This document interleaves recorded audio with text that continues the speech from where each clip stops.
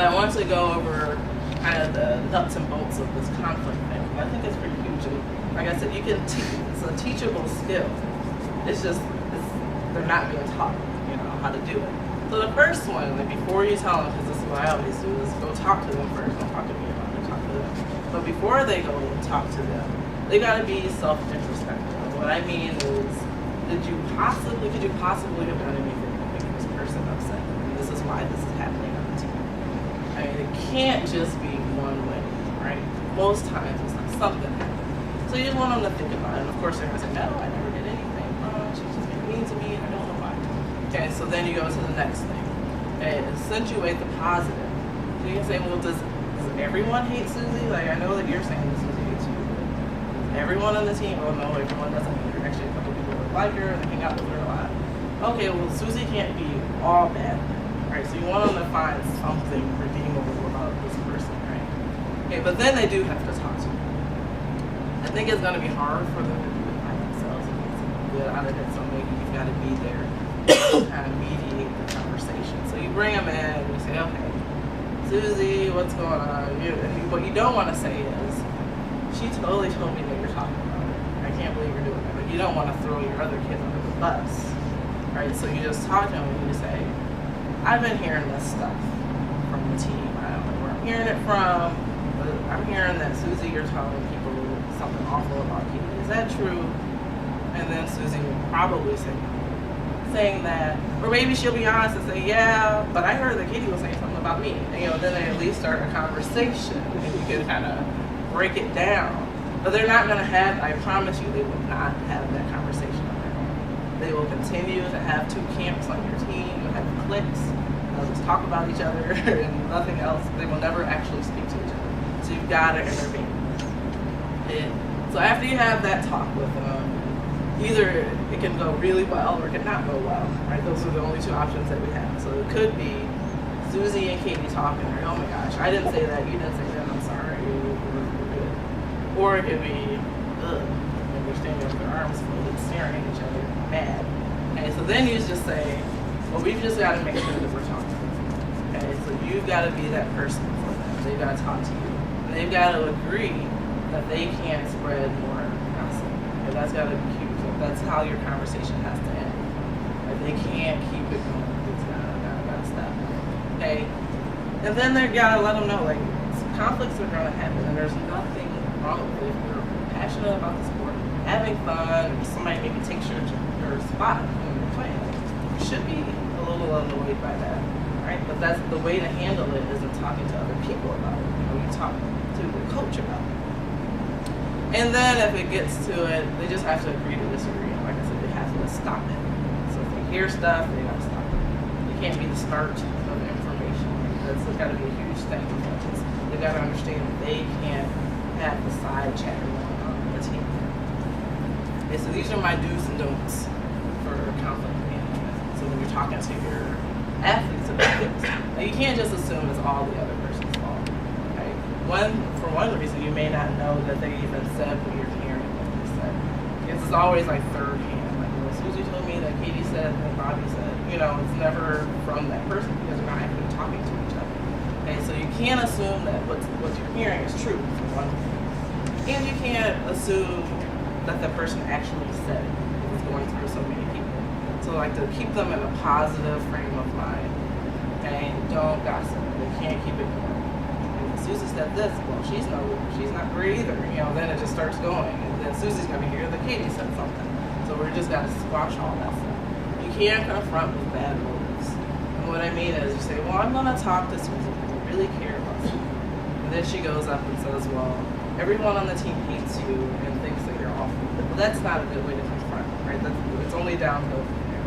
So they've got to get to a good, positive place.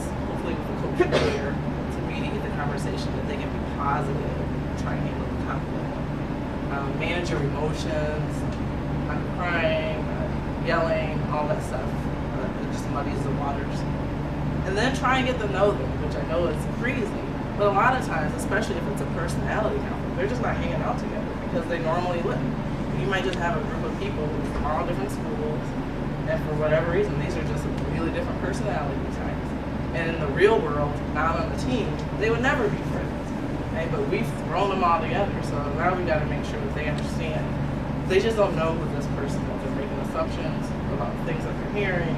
But they got to make sure they try their hardest because it's a teammate, because it's important for the team chemistry to put that effort in. Okay, so this is what I use on my team. John Wooden's Pyramid of Success, and I love it. I've used it for years. And he says that success just comes from knowing that you did the best that you could do. That's one of the phrases I say with my team. Is like, all you can do is all you can do. You can't do more than you're capable of doing. If you do everything you're capable of doing every single day, then that's awesome. Okay? And that's what he's saying. So he was the men's basketball coach at UCLA forever, and they won 10 national championships in 12 years. Like, that to me is amazing. That's all I had to say to my team. They were all in, just on hearing what he had to say. So what I really liked about it was, and this is his pyramid, this stuff is sometimes when you're coaching women, people will say, well, this is just stuff that girls need to hear. Guys don't need all this. Guys can just fight, and still get along. Still perform on the run. And he's saying, no, that's not true. He's saying my team needed all this stuff to be successful. We coached men, we coached very amazing basketball players. And he's saying they needed friendship, loyalty, cooperation on their teams. And so sometimes people will put it off as the soft things that women need. I think it's things that every team needs. And when I'm talking about girl drama with my team, this is huge. And I think the pyramid goes for like every part of managing your team. But since we're talking about girl drama in this particular instance, you can just go back to it. So are you really being a good friend if you're talking about your team? Like, how is that going to help us be successful? Or are you being loyal to your teammates if you're talking about her behind her back? We agreed that this was how we were going to achieve success, but you're doing all this stuff behind her back. Or are you really cooperating with our goals? Like, if our goal is to be competitively great at the top of the pyramid, we're not going to become competitively great if we can't even stick with our goals, if we're fighting our goals. So we're either going to gossip or we're going to be competitively great. Like, you can use this pyramid to really, like, they get it. We talk about this with my team, we go through it, put it up on the wall so everybody can see it. It's a real big deal for us. And so just to recap, so understanding the personality types, I think that's really important. Just to understand how your personality meshes with your team. Like, if you got a kid on your team who drives you nuts, it could just be a personality thing.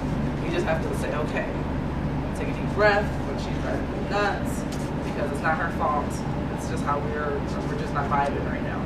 And it could just be, it could be the same thing with your between your team. And also with parents. If you got a parent that's like, ugh, it could be just a personality thing. And just teaching our players how to handle conflict. That's a huge, huge thing. I mean, a skill that they're going to carry for the rest of their life if you're able to do it.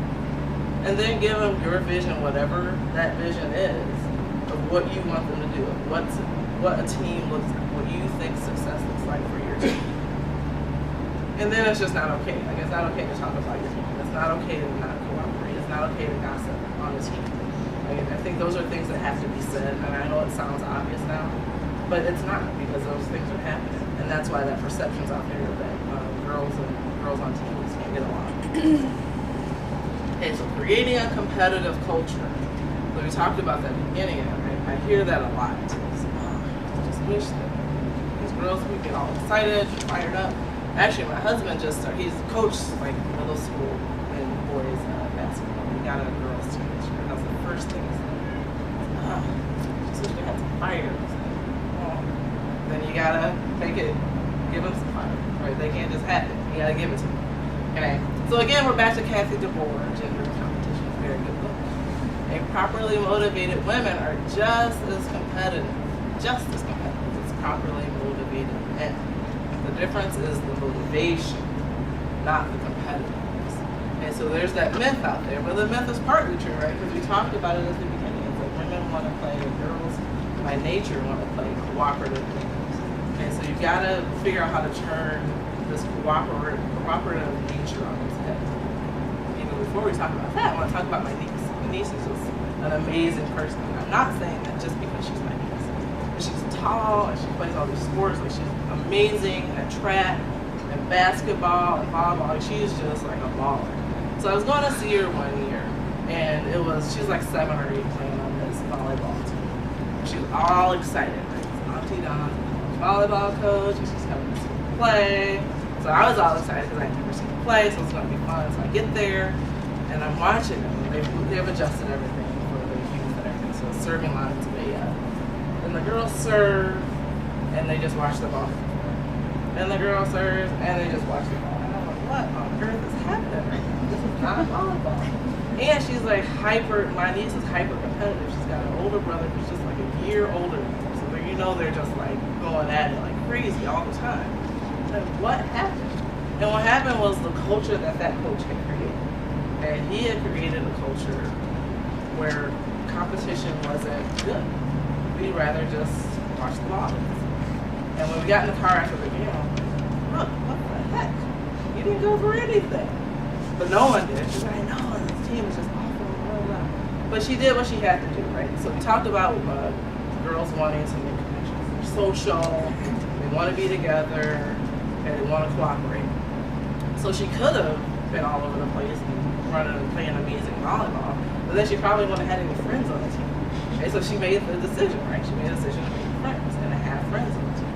And so it's our responsibility as coaches to create that environment where competition is good and where they identify themselves as competitors. And that's what I did with one of my teams years ago. And they were a very talented team, but they just had stuff going on. And I got there my first year. Wow, you got a lot to work with here. Really talented, but a lot of back stuff going on. And one of it was not really liking to compete. Like, they just wanted to play. And sometimes, playing is nice, but it's a game and we're competing. Like, you have, at a certain point, you got to step it up. But what they didn't want to do is, okay, when I say compete in practice, they didn't want to make a friend look bad. You know, they didn't want to do something like address a weakness of a friend of theirs. So they wouldn't do anything. Okay, they wouldn't try too hard to make it because they were worried about making one of their friends look bad. So we just changed it up. And we turned competition into cooperative. So if you love your teammates that much, then you've got to push them. Okay, that's got to be your job. You've got to appreciate that competition. You've got to love them enough to make them better. If you love them so much and you think they're so awesome, okay, then make them better. Because otherwise they're not going to be very good when we're playing a team who doesn't like them very much, and they're going to get killed on it. Right? So it's your job to make them better in practice. And we just talked about that every single day. There was something about competition where we related it to just caring about them. So now it's competition, but it's cooperative competition. Okay, so we made sure I had all sorts of these, and I wrote them down, this long list of stuff. And every day, instead of saying, okay, we're gonna play now, we're gonna scrimmage now, it was we love to compete. And it was always because of something. Because we're competitors, because no one's gonna push us harder than we do. I guess it was always something, and it changed everything. It changed the culture in our gym.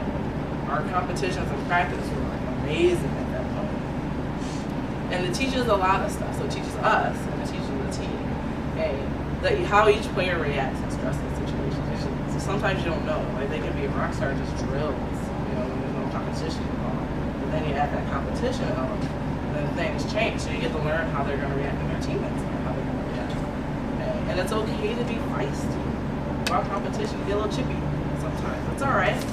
And the thing is, if you think about it, so you probably have girls on your team who are a little bit different than the girls in their gym class or the school that they're with, because they're pretty competitive. And so they're probably feeling like, when I get to practice, I get to let my hair down and do my thing out there. So create that culture where they're able to do that. And I had a girl one year, because I hated my team, at the end of the season. We have our individual meetings and we chat about how the season went and everything. And I asked her, I said, well, how do you think everything went? She said, I didn't know that you didn't have to hate the person on the other side of the net to compete against them. I just never even thought that was an issue, that you had to not like the opponent. But she learned, because every day there was a teammate on the other side of the net who was competing against her. And she learned that competition's all right. We're good. We can compete and get feisty. We had knockdown dragouts in our gym. So then you switch the team up. You don't do the same team all the time.